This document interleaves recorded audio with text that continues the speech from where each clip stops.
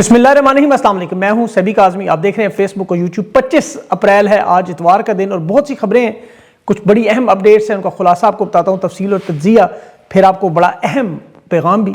ईरानी वज़ीर ख़ारजा पहुंचे, इस वक्त हो क्या रहा है, उनके पहुंचने से पहले, पहुंचने के दौरान, और अब इसका सूरत हाल क्या है। इस्लामाबाद में हलचल है, फील्ड मार्शल से भी मुलाकातें। ट्रंप की 2 शख्सियात इस्लामाबाद पहुंची, लेकिन ईरान का मिलने से इनकार।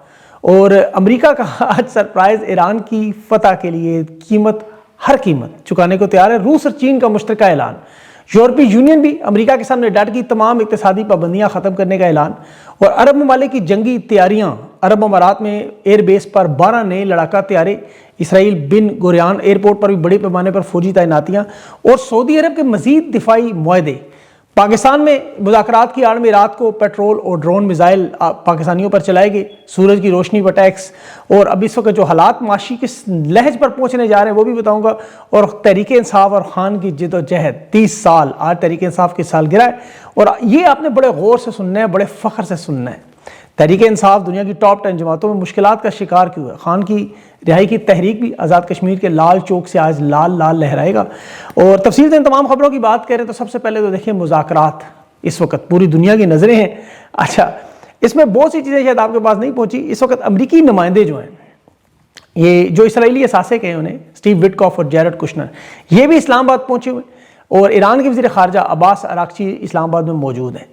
अब इस वक्त ये जब ईरान के आम से फ़्लाइट के तैयारे में पहुंचे रात को, गल्फ स्ट्रीम जेट नहीं था इनके पास। हालांकि तेल और गैस दोनों के ज़खायर में दुनिया में सबसे ज़्यादा वाहिद मुल्क है जिसके पास दोनों मौजूद है मजमूई तौर पर। लेकिन शायद यही दिलेर है कि साफ साफ ईरान को, इसीलिए अमेरिका को कह रहे हैं कि बराह रास्त मुज़ाकरात नहीं करेंगे।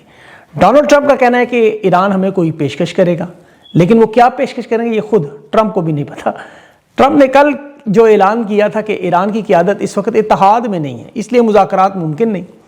और इसराइल के वज़ीर आज़म ने ऐलान किया था कि लेबनान में हर जगह वो निशाना भी बनाएगा, बज़ाहिर वहाँ भी सीज़ फायर है, हमले भी वगैरह जारी हैं। अमरीकी वज़ीर दिफ़ा कह रहा था हमने नाकाबंदी बढ़ा दी है, 34 जहाज़ मोड़ दिए हैं, 3 मज़ीद अमरीकी तैयार बरदार वो भी खड़े हैं। अमरीकी अखबारात दावे कर रही थी कि ईरान के सख्त मौक़िफ़ रखने वाले रहनुमा मुज़ाकरात करवाने के हक़ में नहीं है, मुआहदे पर दस्तखत के लिए कोई वाज़ेह इख्तियार वाले नज़र नहीं आ रहे। तो ये अमेरिका की तरफ से आपको पता है रोज़ाना की बुनियाद पर बयानियाँ बन रहा है। अच्छा, ये बयानियाँ बनाने वाली खातून जो थी वो माँ बनने वाली छुट्टी पे चली गई हैं। अब इस दौरान सूरत हाल हुई क्या? गैर मुइना जंग बंदी तो मौजूद है, दोनों अफवाज भी सामने है, बहरी नाकाबंदी भी है, और उसमें कोई तब्दीली नहीं आई। अमेरिका के B-52 बमबार तैयारे बरतानिया में मशक़ें भी कर रहे हैं ताकि हुक्म मिलते ही ईरान पर हमले की तैयारी भी करें। ईरान भी अपने तमाम इस वक्त पुराने टैंकर्स को दोबारा इस्तेमाल में लाकर तेल को ज़्यादा से ज़्यादा ज़ख़ीरा भी कर रहा है, चीन के साथ क्योंकि बेचना भी है, और शराइत और मुआहदे के लिए दबाव भी है। ट्रंप अब लिस्टें भी बना रहा है उन ममालिक की जिन्होंने जंग में मदद नहीं की या रुकावट डाली, उन्हें इनाम देना है या सज़ा देनी। तो ये तो इस वक्त सारे हालात चल रहे हैं। अब ईरानी वज़ीर ख़ारजा की शहबाज शरीफ, इसहाक डार और फील्ड मार्शल से मुलाकात हुई। इसके बाद का जो असल दौरा है वो है रूस का, जहाँ ये फैसला कुन सूरत हाल होगी, जहाँ के बाद इसके बाद शायद मुज़ाकरात का मुआहदा बने। देखिए, चीन और रूस की तरफ जो आज ऐलान है, ये बड़ा अहम ऐलान था कि हमें जब लगा ईरान गिरने वाला है, हम अगले ही लम्हे ईरान को बचाने आएंगे, और उसकी चाहे हमें कोई कीमत अदा करनी पड़े। ये जंग में देखें इनकी बराह रास्त शिरकत आपको इसीलिए नजर नहीं, मदद सारी हुई कि ईरान ये जंग जीत चुका है। ईरानी बहरिया, उसे चीन की बहरिया की जरूरत नहीं थी कि अब नाए हरमस पर मुकम्मल कंट्रोल। ईरान के अंदर चीन की फौज या उनके रोबोट नहीं भेजने पड़े कि ईरान के अपने ही मिसाइल इतने थे, काफ़ी थे कि वो इन तमाम ममालिक उन्होंने नथ डाली हुई थी। तो इसकी वजह से ना चीन को आना पड़ा ना रूस को आना पड़ा, ये खुद ही काफ़ी थे। और फिर इन दोनों ममालिक को फ़ायदा भी हो रहा था, रूस का धड़ाधड़ आपको पता तेल भी बिक रहा था, और चीन को भी तेल की सप्लाई में कोई तातुल नहीं था। जब मसाइल आएंगे तो फिर वो आएंगे, ज़ाहिर है, और वहाँ इसीलिए फ़ौजी मुदाखलत नहीं की गई। लेकिन ये जो ऐलान इन्होंने किया, बल्कि इसके साथ यूरोप ने जो ऐलान किया कि वो ईरान पर जो इक़्तिसादी पाबंदियाँ वो भी नरम करने के लिए गौर कर रहे हैं। और इस इजलास में मैं हैरान था, किसी एक मुल्क ने भी ईरान की मुखालफत नहीं की, बल्कि इन्होंने यूक्रेन को यूरोपीय यूनियन में शमूलियत के इम्कान को मुस्तरद किया। तो ये बहुत बड़ी खारजा सफारती जो है कामयाबी है ईरान की। अब ट्रंप ने उन ममालिक के खिलाफ कैंपेन भी शुरू की है जो आपको पता है दीवार से लगाकर लिस्टें बना रहा है, ये उसी का नतीजा है। अब अरब ममालिक में सूरत हाल एन मुज़ाकरात के वक्त यह है कि अरब अमारात ईरान के खिलाफ मुकम्मल जंगी तैयारियां कर रहे हैं। फौजी ताकत में उन्होंने बड़ा इजाफा किया। वहाँ अलजफरा एयरबेस पर कल रात को 12 अमरीकी तैयारे FA-18 जो तैनात हुए अमरीकी फ़ज़ाइया के साथ, उनकी एयर रिफ्यूलिंग भी मौजूद है, स्ट्रेटिजिक ट्रांसपोर्ट के C-17 भी मौजूद है।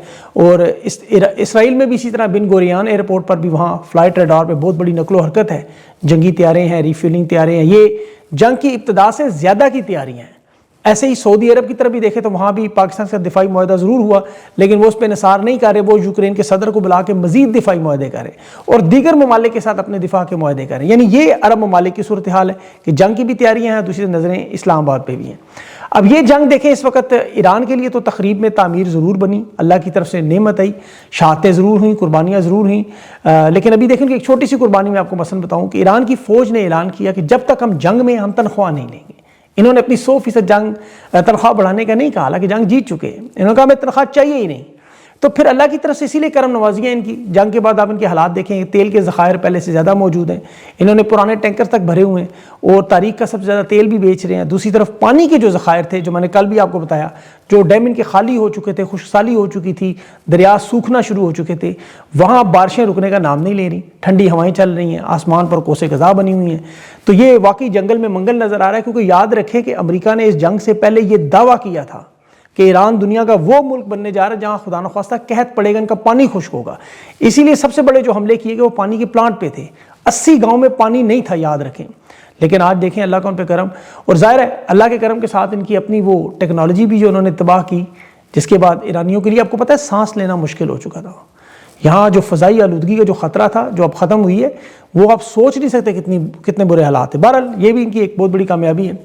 اب امریکہ کے تو حالات یہ ہے کہ وہاں ماہرین خود مین سٹریم میڈیا پہ ان کے کہہ رہے ہیں کہ ایران کی اس جنگ نے امریکہ کی معیشت کو تباہ کر دینا ہے، جس طرح عرب ممالک کی معیشت کو آپ کو بڑی اچھی طرح پتہ ہے۔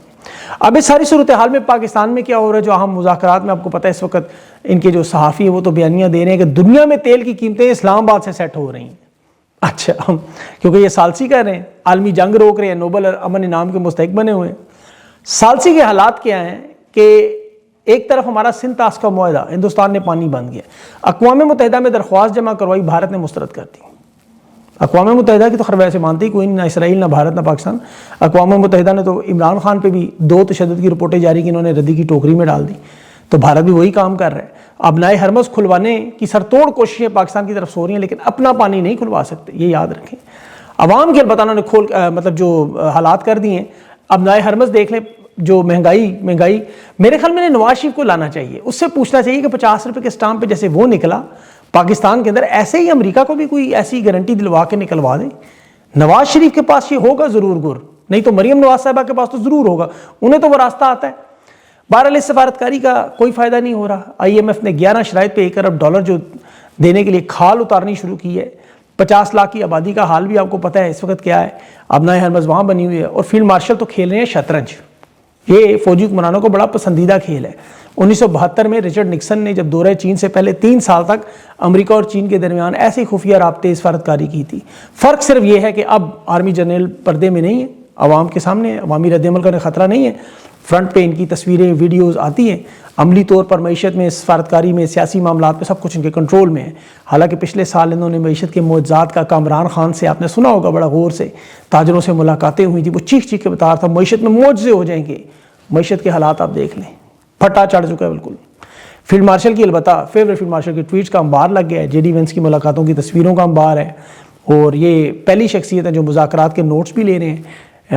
ابھی DJI کے ساتھ 3 دن تہران میں بھی رہے، لیکن مذاکرات کا نتیجہ کوئی نہیں نکل رہا۔ پاکستانیوں کے لیے البتہ تباہی اور بربادی جو ہے وہ معیشت میں اضافے میں آپ کے سامنے ہے۔ عسکری طاقت میں البتہ 20% دفاعی بجٹ میں اضافہ ہوا، عام فوجیوں کی 100% تنخواہیں بڑھیں، تمام بڑے اداروں میں ریٹائرڈ اور حاضر ڈیوٹی افسران لگائے گئے، پراپرٹی ٹیکس معاف کیے گئے، پینشن مراد، یہ سارا کچھ ٹھیک ہو گیا۔ دہشت گردی میں کوئی کمی نہیں آئی، پاکستان کے اندرونی مسائل میں 1% بھی بہتری نہیں آئی، عوام کے معیار زندگی بدتر سے بدتر ہو گیا۔ SIFC میں انویسٹمنٹ، پاکستان کے تمام چھوٹے بڑے شہروں میں گیس بجلی کا قحط ہے، قیمتیں آسمانوں سے بھی اوپر جا چکی ہیں، اور خوراک کی کمی کا خطرہ ہے۔ قیمتوں کے ابھی 4 گنا مزید بڑھنے کا معاملہ آپ کو نظر آئے گا۔ 20% قیمتیں آپ کو پتہ ہے پاکستان میں پہلے ہی بڑھ چکی ہیں، سارے ریکارڈ ٹوٹ چکے ہیں۔ ایران کے وزیر خارجہ جب پاکستان میں داخل ہوئے تو دنیا کی تیل کی قیمتیں تو سیٹ ہونی تھیں، پاکستانیوں پر 26 روپے کا میزائل اور 26 روپے کا ڈرون مارا، اور ان ممالک میں پہنچا دے جہاں پیٹرول دنیا میں سب سے مہنگا ہے، جیسے بجلی اور گیس پاکستان میں سب سے مہنگی ہے۔ سولر پر ٹیکس لگا ہوا ہے، سورج ان کے کنٹرول میں نہیں، ورنہ اس پہ بھی کپڑا ڈال دے، ترپال ڈال دے تاکہ روشنی نہ آئے، کیونکہ گائے کے گوبر تک وہ نکلتا ہے، ٹھک کرتا ہے 30 روپے کا ٹیکس۔ تو ابھی کچھ عرصے تک یہ آلودگی کے نام پہ ایک نیا ٹیکس بھی لگائیں گے، جو آپ سانس لے رہے ہیں، آپ فضا کو آلودہ کر رہے ہیں، آلودگی کا ٹیکس بھی یہ آپ لوگوں سے لیں گے۔ اور یہاں چونکہ لوگوں کی آمدنیاں مکمل ختم ہو چکی ہیں، تنخواہیں انتہائی آدھی سے بھی کم ہیں، کرنسی کمزور ہے، ٹیکسز لگا کے خسارہ پورا کیا جا رہا ہے، کیونکہ کوئی صنعت نہیں ہے، کوئی کام نہیں ہے جہاں سرمایہ آئے۔ اور ابھی دیکھیں میں آپ کو ایک چھوٹی سی مثال دوں، $12 کی انہوں نے LNG کی گیس خریدی، 35 کارگو منگوائے اور وہ بیچ دیے، اس سے گیس کی شارٹیج ہوئی۔ اب دوبارہ خریدنے کی کوشش کی تو $18 کی مل رہی۔ یہ تو اتنی ان کی اہلیت ہے۔ مکمل کاروباری زندگی پاکستان میں بند ہو چکی ہے اس وقت، کوئی معاشی منصوبہ نہیں ہے، ٹیکس اہداف حاصل کرنا ناممکن ہے، قرضے واپس کرنے کے لیے سب کچھ کیا جا رہا ہے۔ اور انٹرنیشنل اداروں نے رپورٹ نے خوراک کی شارٹیج میں پاکستان کو ان خطرناک ممالک میں شامل کیا ہے کہ 1 کروڑ لوگ ایسے ہیں جن کے پاس ایک وقت کی بھی روٹی نہیں ہوگی، جس میں نائجیریا، یمن، افغانستان اور پاکستان شامل ہیں۔ تو یہ نحوست کے بادل ہیں جو ظاہر ظلم و ستم کی وجہ سے آتے ہیں۔ ملک میں آپ دیکھ لیں ابھی جو فسطائیت ہے، صحافی وہ فخر الرحمان بڑے دبنگ دفاعی رپورٹنگ کرنے والے شہید ارشد شریف کے ساتھی تھے، انہیں جس طرح اغوا کیا، الزام کیا ہے جو ہم سب پہ لگایا، FIR ڈال دی کہ جی اہل تشیع علماء کے بیانات ہم نے کیوں کوٹ کیے۔ اب صحافیوں کا کام ہے رپورٹنگ کرنا، حقائق دکھانا، قومی مفاد، پبلک انٹرسٹ کے لیے یہی کام کرنا ہوتا ہے، وہی ہم سب کر رہے ہیں۔ فخر الرحمان صحافی ہیں، سپریم کورٹ کے اندر بھی انہوں نے ججز کی جان بچائی تھی، جب نون لیگ کے لوگوں نے حملہ کیا تھا سپریم کورٹ پہ، یہی تھے جنہوں نے بچایا تھا۔ اداروں کے ساتھ انہوں نے مل کے کام بھی کیا۔ اور دیکھیں نیو یارک پوسٹ اور امریکی صحافی جب یہ خبریں دیں تو انہیں ہاتھ لگانے کی انہیں کچھ کہنے کی ان کی ضرورت نہیں ہے، لیکن چونکہ یہ پاکستانی ہے تو بے شک بلڈوزر پھیر دیں گے اوپر، کوئی پوچھنے کو تیار نہیں۔ لیکن اس طاقت کو زوال ہونا ہے۔ پاکستانی دیکھیں اس ویلاگ کا سب سے اہم حصہ ہے، آپ فخر کریں سب سے پہلے، یہ مایوسی اپنے ذہن سے نکالیں۔ میری خواہش ہے کہ آپ اس بات کو سمجھیں جو میں آپ کہنے لگا ہوں۔ آج چونکہ 25 اپریل ہے، تحریک انصاف کی سالگرہ ہے، 30 سال کی ہوگی آج، اور ان کی بڑی مختلف اور منفرد تاریخ ہے، لیکن ایک شعر ذہن میں آیا ہے، اسے ضد تھی جھکاؤ سر تبھی دستار بخشوں گا، میں اپنا سر بچا لایا، محل اور تاج اس پہ ہے، محل اور تاج آج بھی اڈیلا جیل کے خان کے سر پر ہے۔ دیکھیں دنیا میں بڑی سیاسی جماعتیں، الیکشن کمیشن کے پاس کوئی 180 سے زیادہ جماعتیں رجسٹرڈ ہیں۔ 1947 سے دیکھیں تو کوئی 500 کے قریب جماعتیں بنی، ٹوٹیں، مرج ہوئیں، پھر بنی، پھر ٹوٹیں، بڑے بڑے نام جماعتوں کے آئے۔ یہ ایک واحد جماعت ہے جس میں غازی بھی ہیں اور شہید بھی ہیں، وفادار بھی ہیں، غدار بھی ہیں، بزدل بھی ہیں، دلیر بھی ہیں، فوجی بھی ہیں، سویلین بھی ہیں، پڑھے لکھے بھی ہیں، ان پڑھ بھی ہیں، تاجر ہے، غریب ہے، مزدور، کسان ہے، ارب پتی لوگ ہیں، مرد، عورت، خواجہ سرا ہے۔ یہ بڑی منفرد جماعت ہے تحریک انصاف، بڑی منفرد۔ اس میں شیعہ، سنی، وہابی، بریلوی، دیوبندی، ہندو، سکھ، پارسی موجود ہیں۔ یہ بلوچستان کے خضدار سے لے کے خیبر پختونخوا کے خیبر تک، کشمیر کے نیلم کی وادیوں سے لاہور کی گوال منڈی تک، گلگت بلتستان، واشنگٹن، بلکہ ٹورانٹو اور میلبرن تک موجود ہے۔ یہ اتنی بڑی جماعت ہے، اور اس کا بانی آج بے گناہ جیل میں، جس نے اپنی زندگی کے 30 قیمتی سال دیے ہیں اس کو، اپنی اولاد، اپنا سکھ چین، شہرت، دولت، سب کچھ اس پہ لٹایا ہے، اپنے خون سے اور پسینے سے جماعت بنائی ہے۔ زخمی ہے آج وہ، 30 سال کی محنت کے بعد ٹاپ 10 جماعتوں میں لایا ہے، پاکستان کی سب سے بڑی سیاسی جماعت۔ اس کی کامیابی کا سب سے بڑا نشان کیا ہے؟ ان کے پاس نشان ہی کوئی نہیں، ان کے پاس چیئرمین موجود ہی نہیں، جنرل سیکرٹری، انفارمیشن سیکرٹری ہے ہی نہیں۔ یہ تمام طبقوں کی نمائندگی، خواتین، یوتھ ونگ، اسٹوڈنٹ ونگ، مزدور ونگ، کسان ونگ، اقلیت ونگ، یہ سب ان کے پاس ہیں۔ 65,000 ورکر ان کے مقدمات بھگت چکے ہیں۔ یہ پاکستان کی تاریخی واحد جماعت ہے کہ جس پر مجموعی طور پر عدالتوں کی سزائیں اکٹھی کریں تو یہ 8,000 سال بنتے ہیں۔ یہ پاکستان کی تاریخ میں اتنے مقدمات نہیں ہوئے جتنے صرف اس ایک جماعت پر ہوئے۔ یہ دنیا کی واحد جماعت ہے جس کے سارے لیڈرز اڑا دیے، پوری مرکزی لیڈرشپ، ایران کی طرح بالکل، جیسے کسی کو جیلوں میں، کسی کو اغوا، کسی کو مفرور، کسی زبردستی پارٹی چھڑوائی۔ اور یہ پاکستان کی سب سے بڑی مظلوم جماعت بھی ہے کہ نہ الیکشن کمیشن مانتا ہے، نہ آئین مانتا ہے، نہ قانون مانتا ہے، ایسے نہ نیب، نہ پولیس، نہ FIA، نہ سائبر کرائم۔ اس کا جھنڈا پاکستان میں بین ہے جیسے اسرائیل کا بین بھی نہیں۔ اس کا نعرہ پاکستان میں قانون میں جرم بنا دیا۔ پاکستان کی واحد جماعت چاروں صوبوں، گلگت بلتستان، اوورسیز پاکستانیوں سمیت 60 ممالک میں آئندہ آنے والے ہر الیکشن میں کلین سویپ کرنے کی حیثیت رکھتی ہے، کیونکہ اس کا جو بانی ہے وہ نیلسن منڈیلا، مہاتما گاندھی اور مارٹن لوتھر کنگ سے بڑا ہے۔ اس کے کروڑوں ممبران ہیں۔ یہ اس وقت بنی ہے نا جب 2 پارٹی سسٹم تھا، 2 جماعتیں، تیری باری پہلے میری باری، وٹا سٹا کرتے تھے، مطلب باری باری لیتے تھے۔ یہ جینون گراؤنڈ سے گلی کوچوں محلوں کی ایک سیٹ سے بنی ہوئی جماعت ہے۔ میں نے اس کے اوپر پوری ریسرچ کی، اور اس میں سب سے بڑا کمال اس کے بانی چیئرمین عمران خان کا۔ کوئی رشتہ دار کسی بڑے عہدے پر آج تک اس جماعت میں نہیں، باقی تمام جماعتوں میں ساری خاندانی جماعتیں، اب دیکھیں اٹھا کے، یہ مڈل کلاس کی جماعت، اس میں سب سے زیادہ نوجوان ہیں۔ آج بھی پاکستان کے 64% نوجوان اسی کے ساتھ جڑے ہوئے ہیں۔ یہ واحد جماعت ہے جو اتنے ظلم و ستم کے باوجود قائم ہے، کیونکہ لیڈر اس کا قائم ہے۔ فخر کریں اس پر، زخمی لیڈر پر۔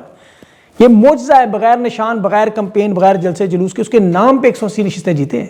ایسا ریکارڈ جو کبھی نہیں ٹوٹے گا، جس کے خلاف سارا پاکستان کے ادارے سارے کے سارے، کیونکہ لیڈر دلیر. جب آپ کا لیڈر ایسا دلیر ہو پھر آپ کو کس چیز کا خوف ہوتا ہے. زخمی ہے خان اس وقت، اس میں کوئی شک نہیں، لیکن غازی ہے، وہ گولیاں اس نے اپنے جسم پہ کھائی ہیں. یہ وہ خواب آپ کا پورا کر رہا ہے، اس کے ساتھ ہماری امیدیں جڑی ہوئی ہیں. دیکھیں ظلم و ستم کی کہانیاں تو بہت ہیں، لیکن کامیابیاں تحریک انصاف کی سے زیادہ ہیں. پاکستان کی انہوں نے سیاسی تاریخ بدل دی ہے. اب آپ ان تحریک انصاف کا رہنما ہونا فخر سمجھتے ہیں. الیکشن کی کامیابی ہے، یہ پکی اسمبلی کی سیٹ ہے، یہ محمود چکزئی، علامہ ناصر عباس کی علامت ہے. یہ جتنے لوٹے کھمبے ہیں سارے آپ کے سامنے. مسلم لیگ نون، جماعت اسلامی اٹھا کے دیکھ لیں سب کی، ان کے سارے رہنما بھاگے، مشکل میں سارے بھاگے، اقتدار میں ڈیلیں کرتے رہے. یہ واحد رہنما ہے اس کا جو کھڑا ہے ڈٹ کے. پوری جماعت اس نے قائم کی ہے پوری دنیا میں اس وقت. 30 سال کی اس کی محنت ہے، 30 سال کی. آج بے شک وہ کمزور ہے، نہیں نکل رہے، 3 ہفتے نہیں دے رہے، پارلیمنٹ چھوڑنے پہ تیار نہیں ہے، لیکن ان کی کوئی ویلیو، ایسے بے تحاشا آئے اور گئے، ان کی کوئی ویلیو نہیں. بے شک آپ کو نظر آئے، لیکن یہ جو عوامی جدوجہد ہے، عوام اس کے ساتھ، اور جب تک عوام ساتھ ہو آکسیجن کی طرح ہے. اب لال لال آپ کو لہرانے کے لیے کشمیر میں معاملہ شروع ہوگا. دیکھیں سہیل آفریدی ہو یا کوئی XYZ ہو، جو خان کے اس نظریے پہ آئے گا وہ اسی طرح کا کندن مان جائے گا، اور جو پیچھے ہٹے گا اس طرح کے بے تحاشا. میں پوری لسٹ نکالوں تو پتہ نہیں پورا 15 منٹ اس بھی لگ جائے. اسٹریٹ موومنٹ بھی اب شروع ہونے والی ہے ان کی. اور دیکھیں ایران پہ اللہ نے آپ کے سامنے کرم کیا، انہوں نے شہادتیں بھی دی، ان کے ساتھ مظالم بھی ہوئے، سب کچھ ہوا.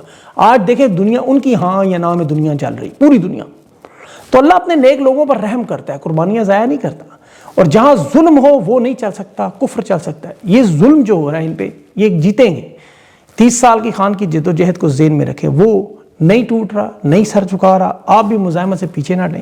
یہ جو وقتی ناکامیاں ہیں، یہ لوگ آپ کو نظر آتے ہیں، یہ ان پہ اتنا فکر نہ کیا کریں.